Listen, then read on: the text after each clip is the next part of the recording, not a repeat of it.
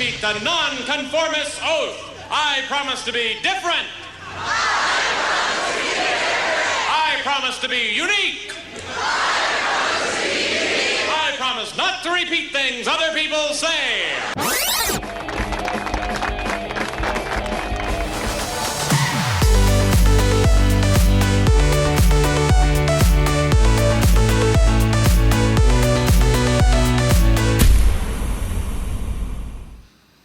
Welcome back to the Positive Platterings. So I don't know what the heck I'm doing with that accent. Just having fun on a holiday and hanging out, talking with good friends. My guest today is David Stack from Stack's Urban Harvest. It's a very popular YouTube channel about regenerative gardening and organic stuff and growing your own vegetables. And thank you so much for joining me today. I appreciate it. How's it growing? How's it growing? It's growing pretty well. Unfortunately out, but not no, I'm actually exercising once again. As a matter of fact, when I'm done here, I'm going to go home and I think I'm going to work out with my son. I don't know. He had his buddies over last night, so I might end up working out alone again, but so goes the battle. Well, my favorite saying with that is motivation gets you going and habit keeps you going. Yeah, that's true. That's true. Yeah. And that was my biggest, I was in the habit and I had the motivation and the habit for years. And I'm sure, as you know, pretty much your mental health, your emotional health can greatly affect your physical health. And so because my emotional and mental health wasn't where it needed to be, I didn't have that motivation. I didn't have that desire, and I fell out of the habit, and so that happens. Yeah. And so now I'm finally getting back to the habit because I'm like, all right, you know what? I'm going to be 50 in February. And, I was in the best shape of my life at around 35, 36. And I'm like, I need to get back there. Even if I can't get exactly to where I was, if I can at least get close, I'll be happy, Yeah. So congratulations on breaking the 1,000 subscribers milestone. Thank you. That's pretty cool. Thank you. Yep. It's encouraging. It's a fairly new YouTube channel, and it's when I see that extra activity picking up, it just encourages me to double down on the content that I have up there that is working. And I have a new format that I'm trying to move everything to, and that is be brief, be short, be fun, and be done. Because a lot of people don't have time to sit through a 45-minute video to have their questions answered. So yeah, I mean we've already lost 5. No, I'm just kidding. But I do have plenty of deep dive content that's long form if people want to watch that. Yeah, I mean, and that's so important because how many times do you go to learn something on YouTube, which is the place that we all go now? Like, I need to fix my dishwasher. What's wrong with my dishwasher? Look up on YouTube, and there's some guy. I'm here to tell you how to fix your Maytag P2Q. And they go through the whole thing, and either the video's an hour and a half, and you're like, oh my god, just get to the part I need. Or exactly. or they don't cover it and there's nothing else. So to have the small bit to say, here's the quick and dirty version. Oh, and if you want to know really how to do this, there's a video for you too. But that's a lot of work. How do you keep up with, a full-time job and your own everything that you're doing? You've got your own garden, you've got your own goals there, and the YouTube channel and all the production work that you do on your own. It's not like you hired someone to do that. You're doing all the production work. I wish I could hire someone, but I'm working nights and weekends to do all this, and then I have all these garden projects also, about 1,000 garden projects that I would like to get caught up on, and it's tough. And here I am supposed to, teach about gardening. Well, it's a challenge that I have, but I think it's a challenge that there's a silver lining there, and the silver lining is as I learn how to build resilience out in the garden, and because I don't have a whole lot of time, um, I need to find what really works for me, and as I find what works for me, I can better answer questions for people that want to learn how to build that resilience and plant things that just want to grow and don't need a whole lot of time and can provide food on the table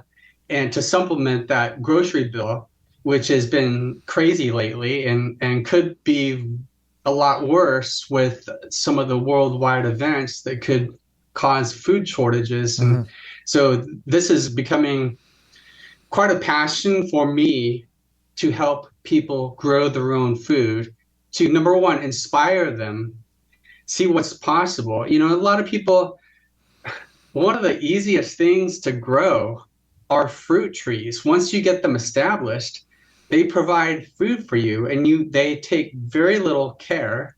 And I don't understand why more people don't put in fruit trees rather than ornamental trees are nice, but they don't feed you. So when you say that, and I think of where I live in the Finger Lakes region of New York, Western New York, and I think there's no way in hell I can plant a fruit tree and have it survive through the winter. So obviously I'm going to have some sort of an indoor growing area, or correct me. You have fruit trees that thrive in your climate. Yeah, like that are deciduous. Apple trees. Apples, yeah. Sure. Apples, I guess. Grapes. Oh, those are vines. Yeah, but still, I mean, blueberries. You have to dig in and find out what works for your area, for your climate zone. We have a lot of tropical, subtropical things that we can grow here, and you got to embrace your own climate and find out what thrives. Yeah, because when you say you can grow fruit trees, because I come from South Florida, I immediately start thinking, oh, cool, I can have an orange tree, and no, I can't have an orange tree, not unless I had some sort of a huge indoor greenhouse or growing facility. Yeah, a heated greenhouse. That's what I would have to have if I lived in a climate further north. I just love growing some of the stuff that I can grow here. But here's another thing: is when I started gardening here, and it was such a struggle, I hadn't yet embraced the climate that I was in, and I remember the moment when it just hit me that, wow, I need to just embrace pineapples, mangoes, and all these a lot of tropical things that most Americans have never even heard of. Chaya and katuk. These are perennial landscape edible plants that thrive, and it's kind of under the radar of the HOA. They would never know that you're growing a food garden that you can plant in their beautiful bushes. They think they're bushes or weeds or something, right? Yeah. And so what are some of those things that you just named? What kind of foods are they? Are they like spinach kind of foods, leafy greens and stuff like that?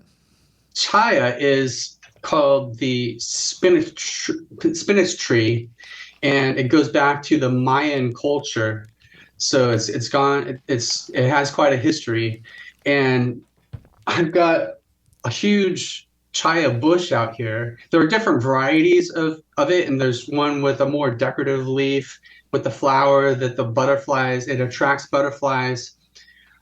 And there's one with a huge leaf that can grow like a foot across that I just started growing.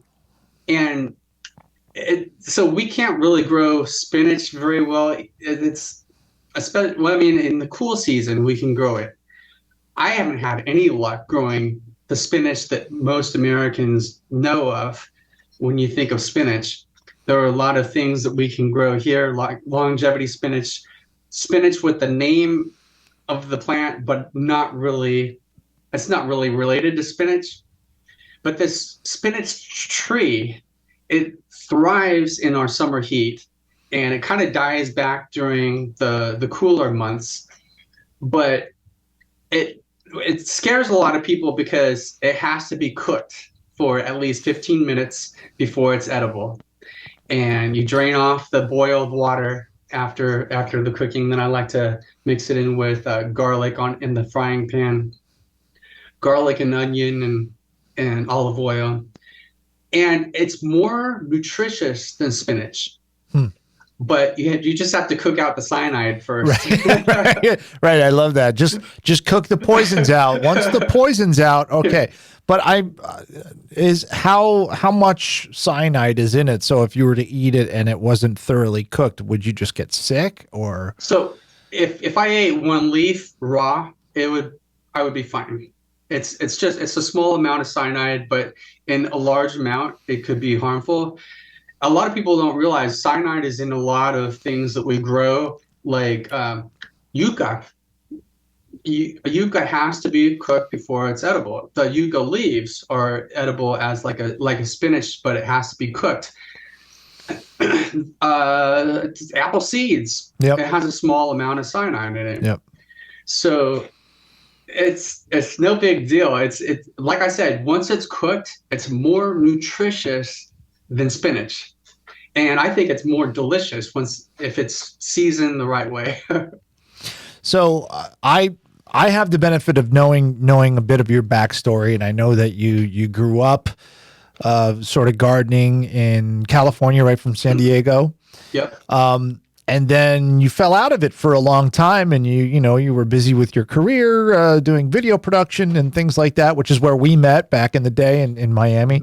And then what was what got you on the path to say, I want to start doing this again? And then I can understand what motivated you to start a garden because it's kind of in your nature, but you're now on a different path of, and what do you call it? Regenerative gardening. So like, explain what that is and how that's different to just what people do on a daily basis. Okay. Regenerative. First of all, there are a couple of things that motivated me that brought me into regenerative gardening.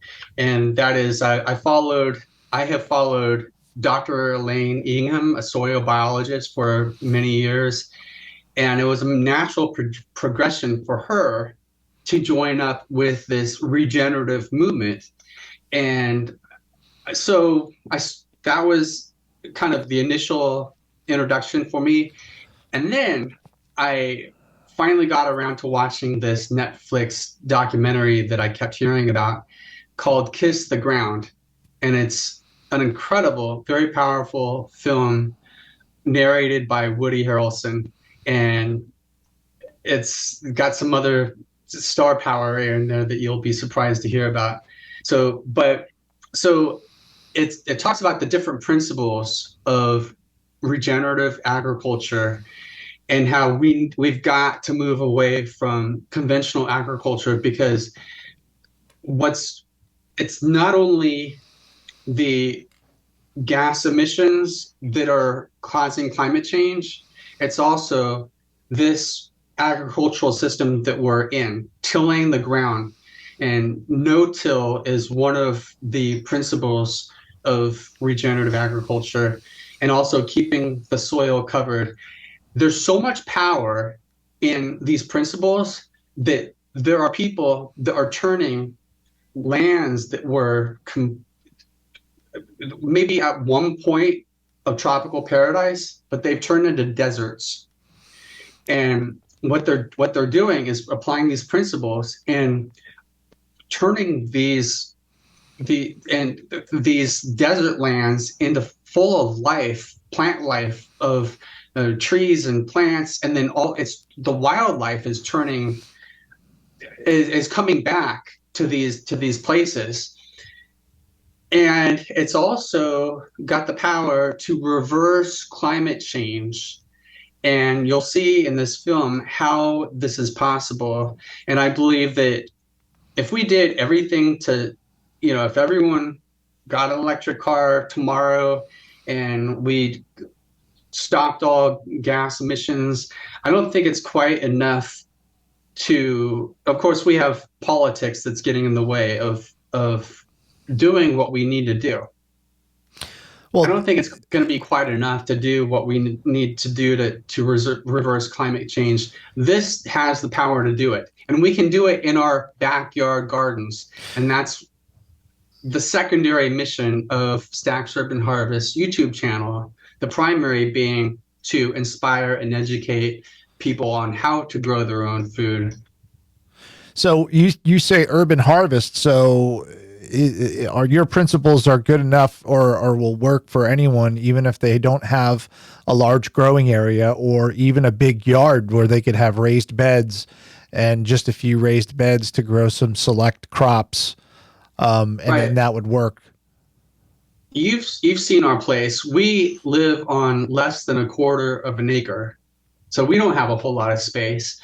And my husband Michael keeps saying, why don't we, especially after he saw the film Kiss the Ground, he said, he looked at me and he goes, you want to buy a farm? I mean, he was pretty serious. Like he was ready to buy a farm. Yeah. I kind of like the challenge of seeing how much I can do with a small piece of land, and I see it as an opportunity as I learn how to do it to help other people grow on a small piece of land. And you got to understand Michael and I, we're like Green Acres. He's the Zsa Zsa Gabor. I'm the farm boy. But you know, it's important to approach it from the way you're approaching it, because the majority of people don't have any land. Right. The majority of people don't have a lot of space to grow stuff. So if people learned these techniques and were able to even grow a little bit, because how much can you actually yield from a little tiny area? There's only so much you can physically do, but every little bit helps. And I think the most important part of probably that documentary is to change the monoculture that the country's at, with these fields and fields and fields of one crop, to feed all the people and the animals and all that kind of stuff, which I'm sure is practically impossible to change. Because if you go back, 80 years ago, most of the farms were backyard farms, were family farms. Yeah. And they weren't these especially big. During World War II, there were the Victory Gardens, and Right. about 40% of our vegetables were grown in backyard gardens. And I think we need to return to that as we have a number of things, like I mentioned earlier, in the world. As you may know, the Ukrainian farmers are not able to do their thing, and that country is a huge supplier to the world, especially Europe, of grains. And a lot of countries in the past couple of weeks have stopped exporting their agriculture. So there's a ripple effect that very well could be a problem throughout the world. And even if it doesn't happen, I would say start growing your own food, and the worst that could happen is, I mean, what's the worst? You're supplementing your grocery bill with what you're growing. So Yeah, there a couple of years ago, I grew a whole bunch of collards, and I had what did I have? Brussels sprouts. The Brussels sprouts didn't turn out too well. They weren't very good. But it's trial and error. We grew some peppers, we grew some potatoes, we grew some onions, and we don't have. We have maybe a quarter or half an acre, I think. It's not a whole lot of space, and our soil is ridiculously rocky Okay. and there's a lot of clay too, so it's kind of hard. It's hard to dig. It's hard to, so we ended up bringing in our own soil and kind of making raised beds and using those little greenhouse tents that you can set up for, to set up earlier in the spring and to go later into the fall to, it kind of stretch the growing season a little bit. But I think what stopped us, at least me, was one, the amount of work it was for me, because I still had 3 little kids running around. And so that was a little bit more difficult. My daughter used to just go out and eat all the tomatoes. Used to eat, she'd go and pick all the cherry tomatoes off the vine and eat them all. I'm like, hey, come on. But that's not actually a bad thing if you think about it. She could have been eating potato chips. Well, so last year, all my heirloom tomatoes that I grew, a squirrel discovered the garden. And oh, geez. So I was feeding all my tomatoes heirloom, organically homegrown tomatoes to a squirrel. So how do you? The wildlife has to eat too. Yeah, so that's a good point that you bring up is pests. A lot of people, when they garden, they really want to go crazy with the insecticides and stuff, because they've got various types of critters that are eating, whether it's an insect or whether it's local mammal rodents. What in the way you garden, how do you combat those problems? It really depends on what pest you're talking about. So in about everyone here, especially, deals with aphids. Yeah. Let me just start with aphids. I, in the past year and a half, have learned to let aphids do their thing. And if I have to, I'll take a water hose, and just spray them off. But I have a video about this where I just decided I saw aphids infesting something that it meant a lot to me, and I started panicking. And then I saw a ladybug, and I thought, well, before I even get the hose out, let me just see what happens. Well, then the next day there were 2 ladybugs, and there were fewer aphids. And then over the next year on that same plant, there wasn't one day when I would go out there and there wasn't at least one ladybug in some form, maybe ladybug larva, which, by the way, if you start gardening, you should really look up,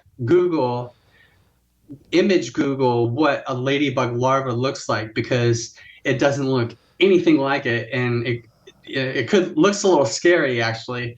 So the ladybug larva is actually more has a voracious appetite, and will go after those aphids even more so than the ladybugs.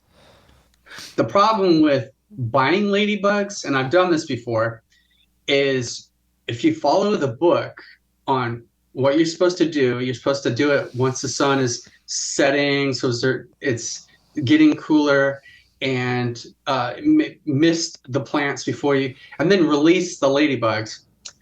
Even if you follow the book with all the recommendations, over 24 hours, you'll see a lot of them have flown away. And after 48 hours, you'll be lucky to find a few. So they fly away before they finish the job that you released them to do. So in this video, I talk about it's called Aphids and Ladybugs, or Ladybugs and Aphids. What I talk about is having a sacrificial plant where you just let the aphids, or the aphids will love this plant, and you just let them have it, because nothing's going to bring the predators if there's no food. Right. And once they find that there's a lot of food in your garden, they start telling their friends about it. Oh, this is a great place. Oh.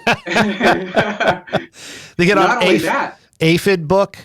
Not only that, but the ants will farm these aphids, because the aphids secrete something that's like crack for the ants. So I got these crack houses going. The ants are running up and down the trucks. But I've seen people talk about that where they have different kind of plants that they grow within their vegetable garden as like, oh, if you grow this plant, it keeps this away. If you grow this plant, it attracts them over here so they don't bother with this. And there's a whole, incredible science to that. And I think that's really interesting. I think if more people knew about that and went into it with that approach, I think it would be a lot less worrying to them and a lot less daunting to say, oh, I'm going to grow a garden and watch. We had I don't know what they were, but they completely ate all of our collards, like just destroyed them. It was like a moth or some kind of flying thing. Okay. And there was just holes in all the leaves. And we're like, all right. Yeah. Okay. So this is where, now, Cynthia Schaefer has a series, Urban Homesteading, on the YouTube channel, Stacks Urban Harvest. And this is where she and I would disagree. We're both about growing our food and working with nature to grow our food. But I'm more likely to use an organic pesticide. And there's a pesticide that's completely organic and safe to use, that kills caterpillars that go after leafy greens like collards. So I will use BT. Don't ask me to say what BT stands for because it's a very long scientific name. But you can find BT in any big box store on the shelves. Just make sure it's the organic. So BT only kills those caterpillars that eat those leaves. You just don't want to put it on milkweed or something that will kill the caterpillars that turn into monarch butterflies. Keep it away from that. So that's where we disagree. Her motto is, what would the forest do? No one's going around spraying for this or that. And she's so much into embracing nature and letting nature correct its own imbalances, right? So I'm moving more in her direction, especially in the recent days with the cover crop series to kill nematodes, the soil parasite, using cover crops to do that instead of solarizing and killing. That would covering the beds during the summer and killing all of the life in the soil. Yeah. So that's something that she hated that I used to do.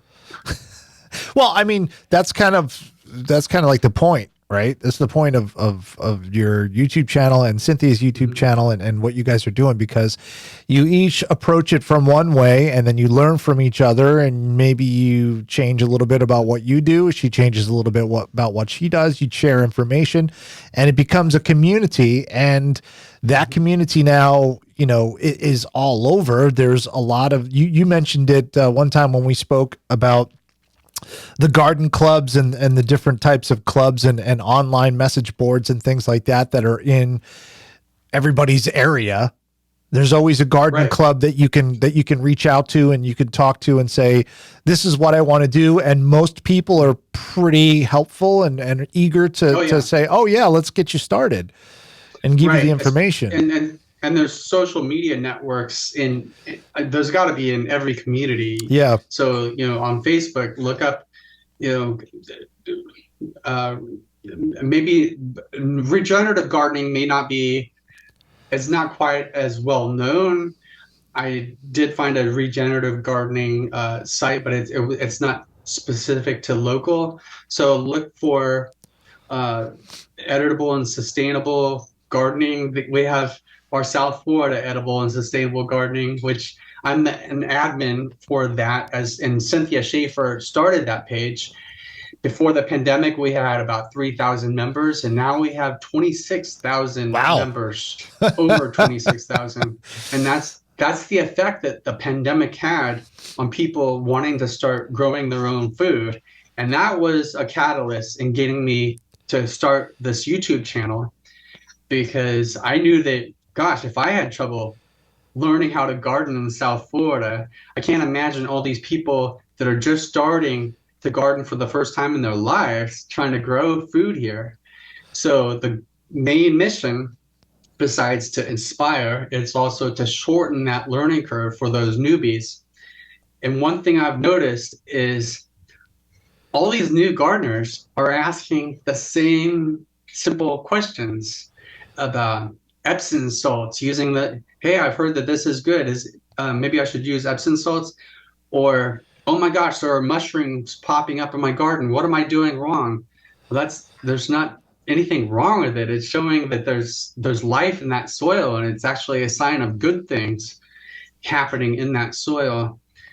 So what the vision that I have is having a short video that will explain those things and help answer those questions, so that when my viewers see a question like that on social media, oh, You can just drop David a link. Stack did a video about that. Let Right. me grab that link. Right. Question answered.